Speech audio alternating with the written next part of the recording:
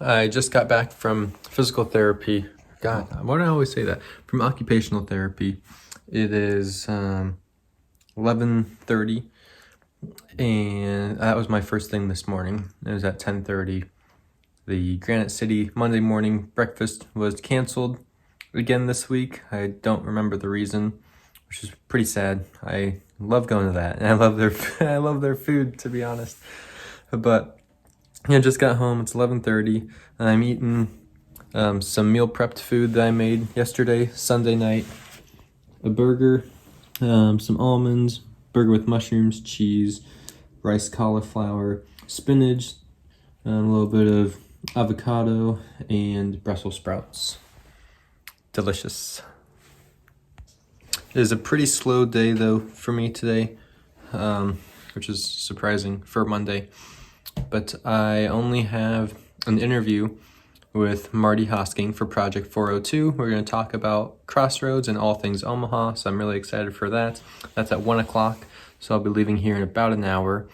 And then on my way back home from that, I will be I'll be stopping back by Peterson Brothers Printing to make sure that their space will actually be usable for future Project 402 videos. So yeah, because this interview is actually out at the Keller Williams building where Marty works. But in the future, I'd like to have a set location for all these videos so that the background's always the same, so that I know the audio and the lighting setup will always be good. But I don't have that right now. So Scott had offered his space. Now I just need to go there and actually test and set up to make sure that things will work in that space. But yeah, pretty slow day for me. I'll keep you guys updated in a little bit.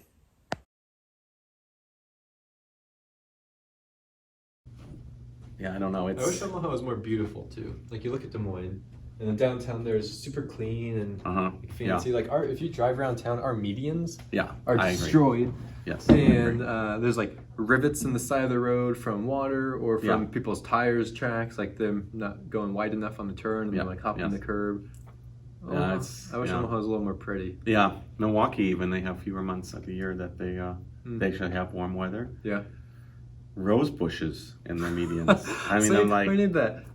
Like somebody trimming the rose. Like we've got overgrown trees. If we have trees at all, they're overgrown. Yeah. Or half dead. True. Sitting there, and it's like, okay. Then someone finally just takes the tree out of its misery and chops it down. Destroys it. Okay. All right, it was dead anyway. No, All right, now we don't put anything up there. You know, it's like, right. It's like we have great hopes or great dreams, and we're not willing to fund them. Yeah, we kind of like he's going back to you. We kind of contradict what we say. You know, we want this, but then we do the opposite. We tear down the diamond. Yeah, I remember that campaign that we had when I was growing up. Well, you wouldn't remember it, but when we were little kids, there was this big campaign. It was a huge deal. It was called "Keep Omaha Beautiful," and it was printed everywhere. Actually. Yeah, it was printed everywhere, and then it said, "Don't be a litter bug." And the litter bug was someone who throws trash not in where it belongs. And as a kid, that was just built into me, keeping Omaha beautiful. But as I began to get a little older, I thought, how about making Omaha beautiful? Because it's not beautiful in a lot of ways. You know, there's areas there's a lot of things that aren't beautiful. Right.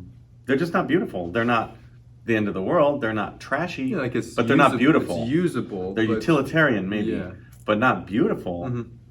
You know, where is beauty, real beauty here? Right. And where can we do that in the common spaces of the city? I think that would be a key thing that we can do. I agree. Well, I have high aspirations for the Riverfront project. I hope that really pulls downtown together and makes it, I don't want to say upscale, but just makes it inviting. It looks like it's the right choice to do with the mall. I think that probably is going to be a much more functional use of it. I think that's probably going to be a smart thing. If you go to Boston, you'll see that Boston had a lot of elevated freeways. Yeah. So they removed those and put them underground. Well, those strips of land where the freeways were over have become these, just like Omaha, like this great wide open spaces that can be used for different things. Cool. So this totally reminds me of that. Freeways. That's neat. I mean, it was obnoxiously expensive. But, sure. Sorry I didn't really talk to you guys too much today.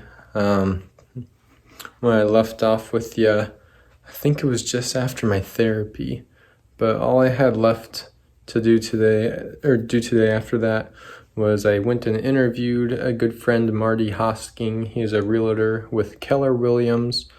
I interviewed him, and it was for Project 402. It was so fun. We talked about all things Omaha, the future of our city, what we would like to see change in the city, as well as the history of the city. So it was cool to just chat about passions. Both him and I are very much passionate about Omaha and passionate about some upcoming changes that Omaha is going through to become a true big city. So that was a blast. Then after that, what did I do? Oh, I swung back by Peterson Brothers Printing. It looks like the space is perfect and going to be fantastic and ready to go as soon as I want to start interviewing people for future Project 402 videos. So I should now have a go-to spot that I can always do the interviews at, which is so helpful and very much needed. As you guys can tell if you've checked out any of the videos, the quality is not ideal. It is very mobile though. I can kind of set up and interview people wherever, which is nice. But then I got home after checking out that space. What did I do? Oh, I uploaded all those, sent those videos off to my editor, and that was kind of it. I hung out with my girlfriend and we're watching all the Indiana Jones movies because somehow I didn't have a good childhood and I didn't watch those videos or those movies growing up. So her and I are watching all of them one by one now. But yeah, just a lot of this evening for the videos to one, I had to comb through the videos because I don't do just one solid take for Project 402. It's a bunch of smaller videos chopped up, and so I had to comb through those. I have 2 different camera angles, so it's a little tedious going through them twice. But I went through those, and then I just waited for them to upload, and yeah, that is about it. Nothing too crazy today. It's currently 12:11. And I am off to bed. It was just more of a relaxing day.